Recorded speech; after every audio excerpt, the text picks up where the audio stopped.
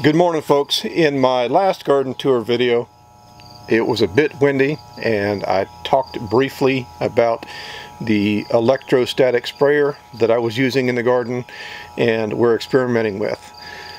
This video, I'm going to talk about that exclusively and the lessons that I've learned and what I know about it. This is new to me. Foliar spray is not new, of course, but the way that we're applying it is.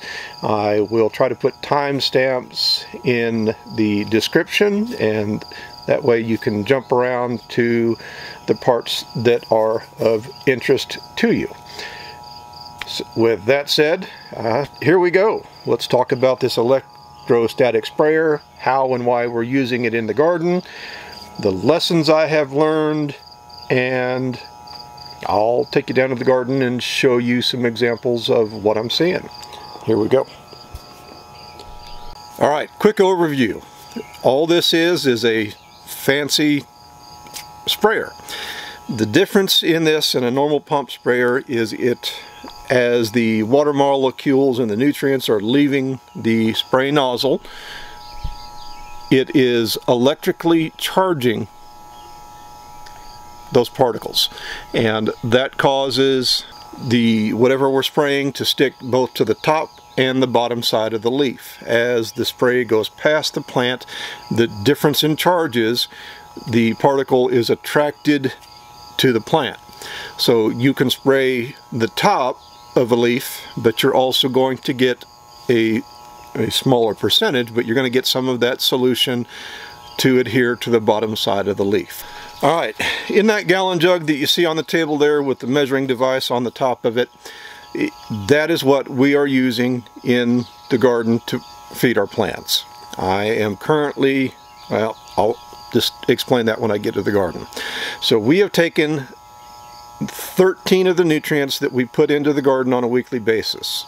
We have taken that fertilizer, we took 8 ounces of it, we added humic acid to it, and threw it in a blender.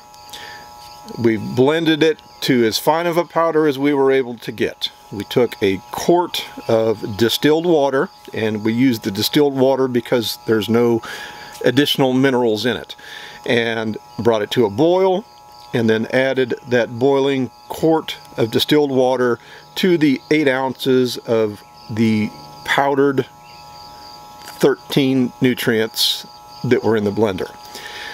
That was added, that quart was added to the remaining 3 quarts of water that are in that gallon jug.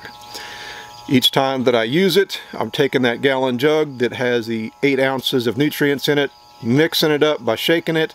I take 5 ounces out of that jug and I add it to that 2.5 gallon container there with 1 gallon of distilled water.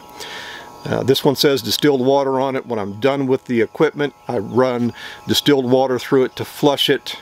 My hopes is to prevent any buildup of, we have hard water here, to prevent the buildup of any minerals that will plug the gun and the nozzle. I have additional containers here. I'm also using this, by the way, to put BT. So I have BT in the one that you can see there, and in the container behind it is the micron-sized nutrient that is in that 1 gallon container. Alright, so what is the testing that I'm doing and why do I think that this is going to be a game changer? A gentleman that Jim Kennard knows, I believe his last name is Smoot, has developed some very expensive equipment which micronizes nutrients and will make it available, more readily available to the plant.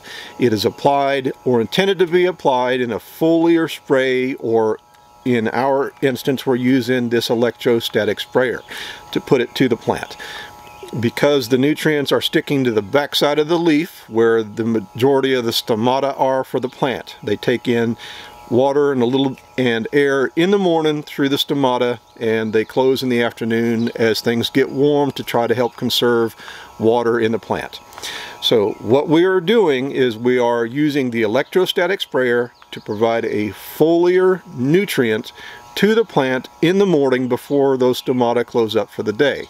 And because the nutrients are micronized, or in our instance we're not getting to the micron size level, but it is a much smaller molecule of the, not molecule, a much smaller part of that nutrient. And we believe that we are getting it small enough that the plant is able to take in those nutrients through the stomata. And that would mean that the nutrients are available to the plant much sooner, and we are also using less nutrients on the plant in the garden, and we're reducing our cost. So again, in that gallon jug there are 8 ounces of nutrients. I take 5 ounces of that 1 gallon container, add it to a gallon of water, so I'm diluting it down quite a bit. Even diluted down that far, I'm seeing positive results in the garden, and I'm going to take you down and show you. Alright, and here is my quote-unquote laboratory. This is where I'm doing the testing of that electrostatic sprayer.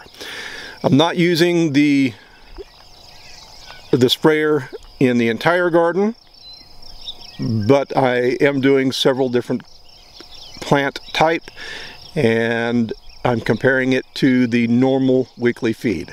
So all of these beds here, whether it's a soil or a grow box, are 30 feet long. If I'm testing this product in that bed, for example here in this kale, I am testing using the sprayer.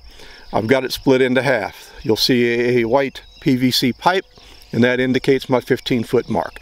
So in half of it I'm using the weekly feed, and in the other half all I am using is the sprayer. I am currently using it twice a week, but I decided yesterday that I'm going to increase that in some of these plants to 3 times a week. This is not a perfect scientific test. When I see something that is not doing as well as I would like, I'm going to give it, meaning the portion that I'm only using the sprayer, I'm going to give it weekly feed. I'm growing food in this garden. This is not a dedicated test platform. I'm using it and paying attention, and here are my observations. So in the kale I see, and the portion closest to the camera, that is where I'm using the electrostatic sprayer and providing the nutrients in a foliar spray. They look good. They're not quite as good with spraying twice a week as the portion on the other end where all I'm using is the weekly feed. Starting this week, I'm going to start providing those nutrients in a foliar spray 3 times a week. I'll do that for a few weeks, compare the two, and adjust if I need to. In the tomatoes, the potatoes, I am seeing a similar response. The tomatoes that are getting the nutrients only via the foliar spray, they look good, but they're not as good as the tomatoes that are getting just weekly feed. So I'm going to also start giving them a foliar spray 3 times a week. The corn, however, I'm pretty tickled with the results on the corn. Let me move the camera, I'll show it to you and explain my theory on why the corn, the portion that is getting the foliar spray, is doing better than the weekly feed. Let me move. Alright, here's the corn. It's early in the morning, the sun's coming up over the building, and if I were to move over anymore, all you'd see was the sun. This doesn't give you the best indication of what the corn is doing, but I think you're still going to be able to tell.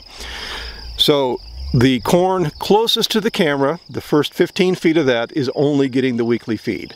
The stuff on the other end, of course, is getting the foliar spray. The stuff on the other end is larger, taller, and looks just as healthy as the stuff closer to the camera that is only getting the weekly feed.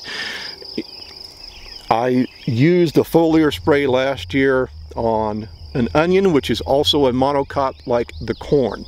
My assumption is that with the monocot, either because it is a monocot or because of the increased surface area for that plant and all the leaf that is on it, that it is able to get enough nutrients from foliar spray twice a week to be able to succeed and do well. So my corn is doing okay with feeding twice a week.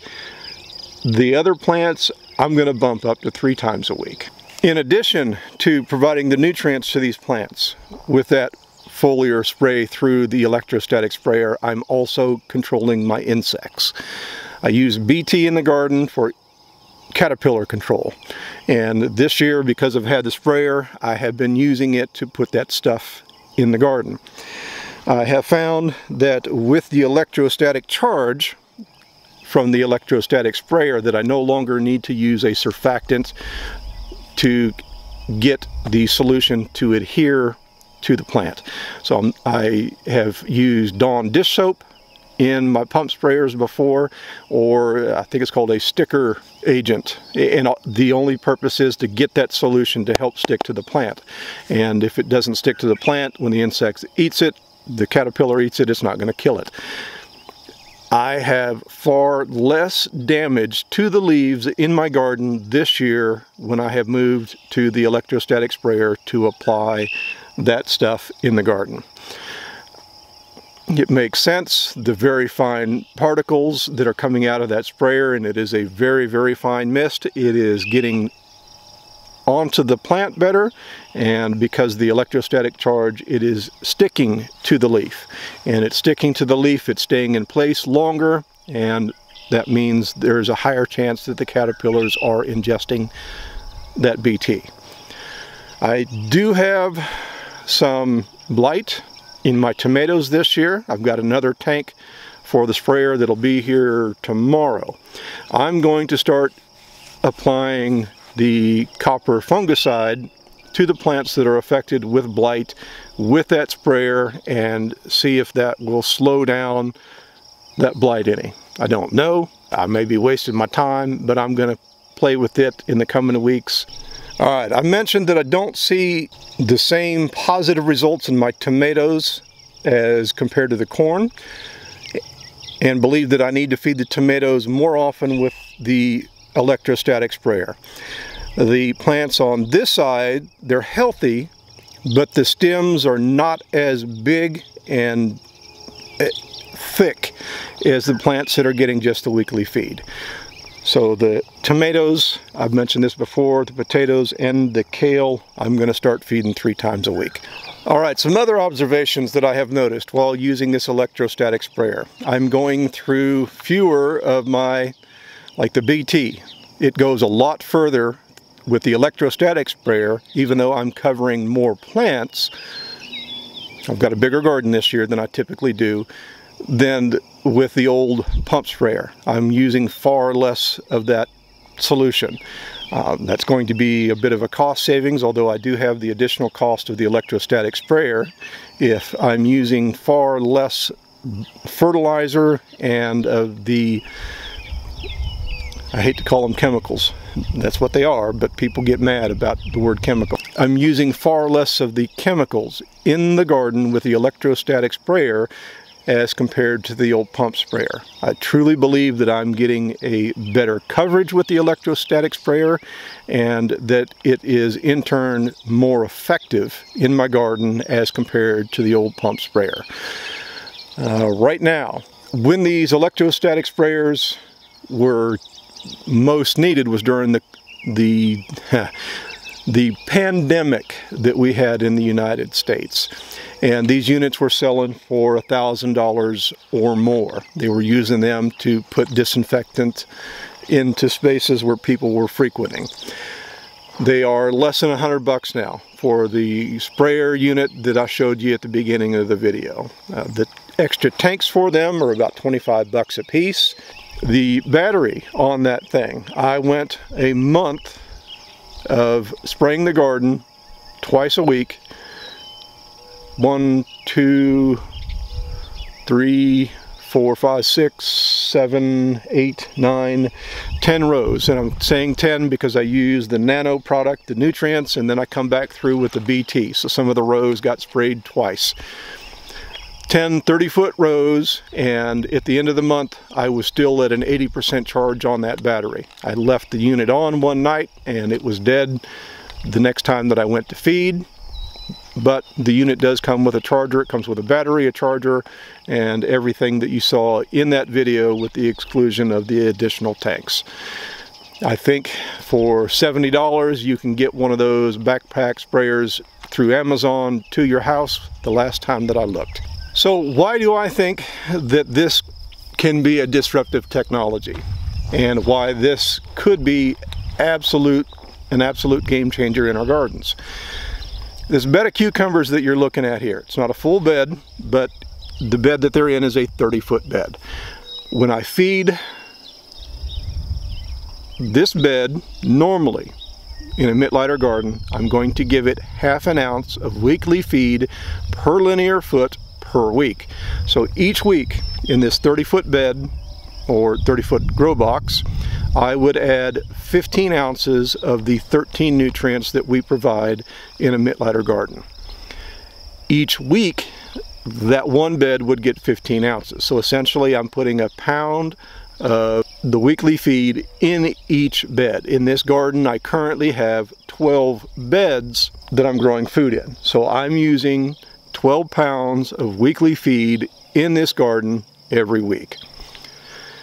At the beginning of the video, I showed you the gallon jug that had a solution in it that had the measuring device on the top of it. I took 8 ounces of the weekly feed, and again I would use 15 ounces in this one bed. We ran it through the blender, and then we added that to a gallon of the distilled water.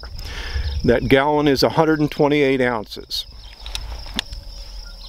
Every time that I make up another gallon to add to the sprayer to bring to the garden, I'm taking 5 ounces out of that concentrate jug. Add that to a gallon of water and bring it to the garden. That gallon is lasting me 2 to 3 weeks in the garden, and I'm using it on, say 6 30-foot rows a week. And that'll last me, I bet 3 to 4 weeks, a gallon of it is lasting me. So that 1 gallon concentrate that has 8 ounces of weekly feed in it is going to make 25 gallons of solution for me to use in my garden. That is a significant reduction in the amount of nutrients that I'm using in the garden on a weekly basis. And even though I'm going to increase my feeding to 3 times a week, the foliar spray with the electrostatic sprayer, I'm getting a significant reduction in the amount of nutrients that I'm having to give these plants. Again, I don't know long-term what this is going to look like. But what I'm seeing in my garden now, and a little bit that I used it last year, I think that this is going to have a use in our garden. Particularly right now, fertilizers are expensive to get your hands on, and sometimes they're even difficult to find. I really think that this electrostatic sprayer and the micro-sized nutrients are going to be a game changer. All right, final thoughts on this sprayer. I've not been using it very long, a couple of months is all. I've not had any issues with it yet whatsoever. The battery life is good on it, and it is fairly comfortable to carry because I have the weight on my back. It does have a couple of straps, one around the waist, that you can cinch up to help distribute the weight to your midsection, but I never put more than a gallon of water in it at a time, so it's not that heavy. It's not that critical. I do believe it is a very good practice to always flush when you're done with distilled water. We have horrible hard water, and the size of the tips on this thing, I can just see it if I run my city water my hard water through it, it's going to plug it up. And I don't know what the process would be like to get it cleared. I want this to be an investment that'll last many years, so a gallon of water that will last probably the season to be able to flush the tank out with is a good investment, I believe. These sprayers are cheap right now. I don't know if and when the prices are going to go up. Less than $80, 80 bucks, you can get a tank, a spare tank, and the unit delivered to your house the last time I checked the prices. I think that this is going to be a good investment for you. Long term, I don't know how long it's going to last. 80 bucks to try it for a season. You have to decide. Again, this is unproven technology. I'm not doing an empirical study. I'm not doing it in a controlled environment. These are merely my observations as I use it in the garden.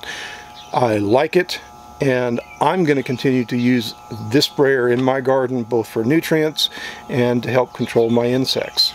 This would probably be fantastic even in your fruit trees. I think that this has the possibility of being disruptive technology for us in our gardens. I like it, and I'm going to continue to use it. If you're still with me, I'd ask that you give me a rating on the video. Give me a thumbs up if you find it of any value at all. Thank you for watching my video. I've got more that'll be coming out soon. Happy gardening.